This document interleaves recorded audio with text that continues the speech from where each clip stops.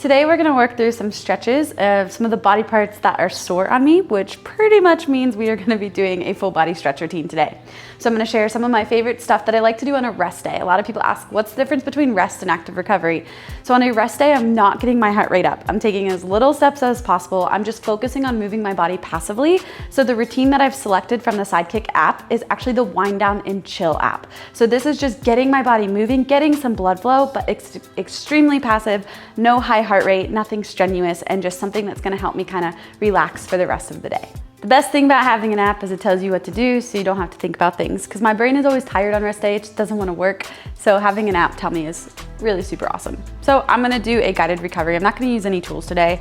So I've got about, I don't know, 20 minutes. I'm gonna select 20 minutes for my time, and then I'm gonna pick 5 body parts. I would like to pick 20 body parts because my whole body is sore, but I've selected chest, forearms, low back, hips, and quads. So kind of get a little bit of upper body as well as lower body. And those are the parts that are pretty much really tired or extra sore on me. And from there, I'm actually gonna use no tool. So I don't wanna scrape, I do that regularly. I usually do that before bed. I just kinda wanna chill and unwind and relax. So that's what I've selected. And then we're gonna get started. It's gonna generate a custom routine for me. So the first thing we are gonna start with is an elbow circle stretch. I haven't shared this one with you guys yet.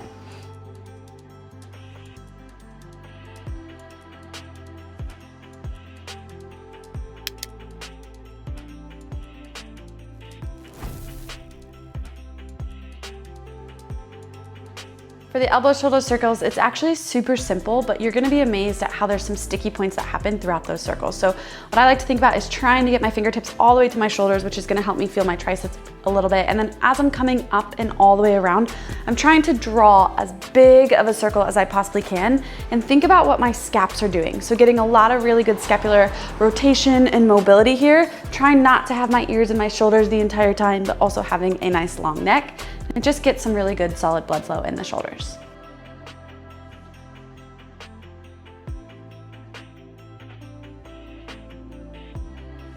So for the thread, the needle, I really like doing this one because it works on the thoracic spine and just kind of that twisting and rotation of your spine.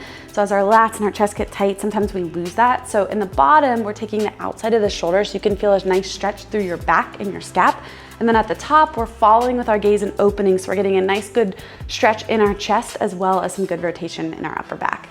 It's one to focus on your breathing. You wanna stay calm and think about those nice big inhales and exhales and just letting your body start to undo. And I really like this one because those first couple of rotations feel really tight, but by the end of the full 2 minutes, you start to feel really good and like you're sliding and gliding the way you should be.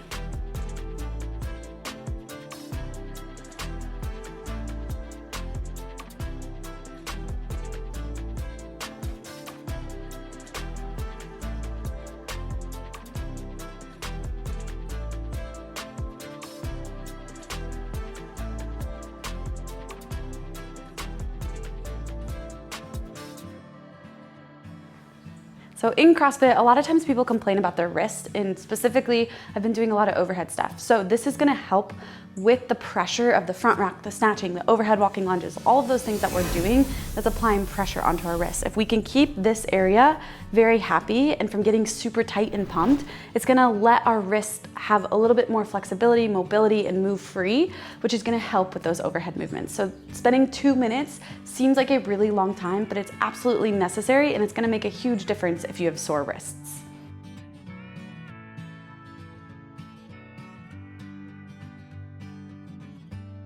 This stretch is one of my favorite for your glute and your piriformis. So it's similar to that pigeon stretch or feeling right deep into those glutes, which is gonna help our lower back feel better as well. Because sometimes when this gets tight, it can kind of really pull on our lower back, creating some discomfort. So I'm just trying to use my breathing and just get a little tighter hug in as I'm getting a little bit looser in my piriformis and my glutes throughout the time that I'm holding this stretch.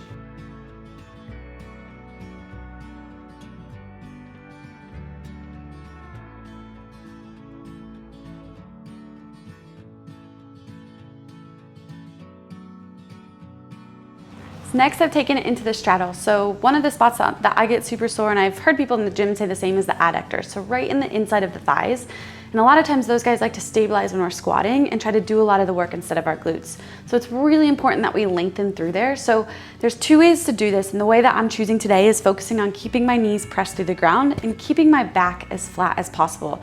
I could break and get a lot further, but I don't feel that as much in my adductors. So I'm just trying to think about my entire torso hinging and moving forward together as much as my inner thighs and my adductors will allow me to do so without having a bend in my knees, but pressing my knees straight through the ground. Holding this for about 2 minutes. For the next one, we're gonna actually work on stretching our ankles, our shins, our quads, as well as our upper body. So if we can, we're gonna come into the seated position with our feet underneath of our body, so my hips are sitting right on my ankles. If you have to, you could add a pillow or something, a block, to help you get into this position, but that way it's gonna help us stretch out our ankles as well as our shins through our knees and our quads.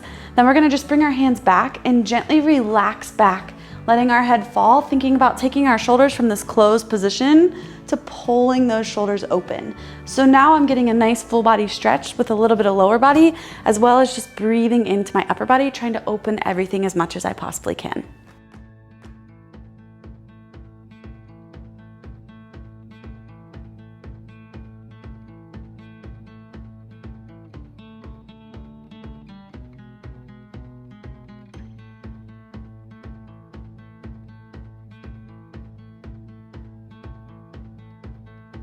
Okay, come here. Come here, happy dog. Come here, you happy dog. Oh, oh, oh, oh, oh. I love the kisses. You wanna lay down? Sit. Sit. Down. Down. Oh, that's such a good boy. That's such a boy. Say I'm pretty. He's so pretty. I'm handsome, Mom, not pretty. It's kind of like I touched on at the start of this video, rest day versus active recovery are very different. And I think the biggest thing with a rest day is using the rest day to set yourself up for the days that are coming. It's not only helping you recover from the work that you've done, but you need to use it as a chance to mentally refresh yourself. So give your mind a break as much as your body. And so that's something that's taken me a very long time to learn, is rest days I always felt like, oh yeah, I am recovering from my past stuff, but I wanna be out riding my bike or walking or doing all of the chores around the house, grocery shopping, going to the bank, everything that you need to get done. And then by the end of my rest day, I'm exhausted and we're going right back into training. So now I set my schedule up a little bit different to make sure that I have a full day to read my book, to focus on just moving my body passively like we just talked about, to hang out with my buddy Milo, to just relax and spend time giving my body and my mind a huge break. So when I wake up the next day, I'm so excited and I'm ready to train because I feel like I got that little bit of a reprieve.